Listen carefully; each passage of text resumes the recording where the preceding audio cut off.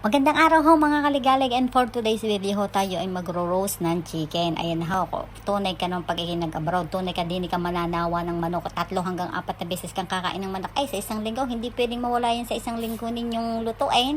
At ano nga ho, bago ko ho yan ibinabad yan, hinugasan ko muna ho ng iodized salt. Ganyan ho ang ginagawa ko para ho matanggal yung mga natitira-tira mga balahibo. At pag hinahugasan ko, saka ko ho imamarinate yan, nilagyan ko ho yan ng white pepper, oyster sauce, light soy sauce at kaunti hong asin. At areho, yun talagang hindi ko aakalain palang aring ginagamit din. Akala ko ari binabarik lang nung nasa Pinas. Ay ari pala yung ginagamit din pang rekado. Ano ho? Ayan ho, nilagyan ko ho ng kaunting brandy. Ay tunay ka naman, huwag kayo magtakat paubos na yun. Hindi ko ho yun binabarik. At ako sanay sa lambanog at saka 4 kantos, charas. At ayun nga ho, nilalamas-lamas ko na ho yung ating chicken kasama ng mga nilagay nating pampalasa para masigurado ko talagang mamanuot yung lasa gadinin nung dun sa ating manok na aray.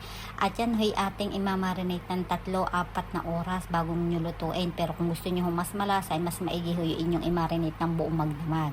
At yan ho'y maghugas muna ako ng kamay at ating na ho yung tatakluban ng cling wrap at ilalagay muna ho natin yan sa loob ng rep. Saka ko ho yung ilalabas pag malapit ng lutuin.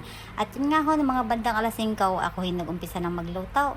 Yung akin hong baking pan, ilalagyan ko na ho yan ng aluminum at dun ko ho ikakamada na yung ating binabad na chicken. Ayan, kita ninyo kung paano ko ikamada yung manok na yan. Ayan. At yan huy ating lulutuin ng 30 to 35 minutes at 220 Fahrenheit ho.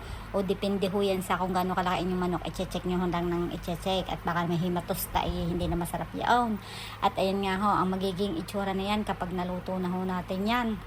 At ang ginawa ko ho diyan, pagkatapos ko maluto yan, hihiwain ko. Tapos ako hinagiwa na lang din ho dyan ng mga pepino, kamatis at spring onion. At ginawa kong pang garnish ho sa ibabaw ng talagang may decoration naman ho. At hanggang din na lang ho. Thank you for watching and God bless. Bye bye!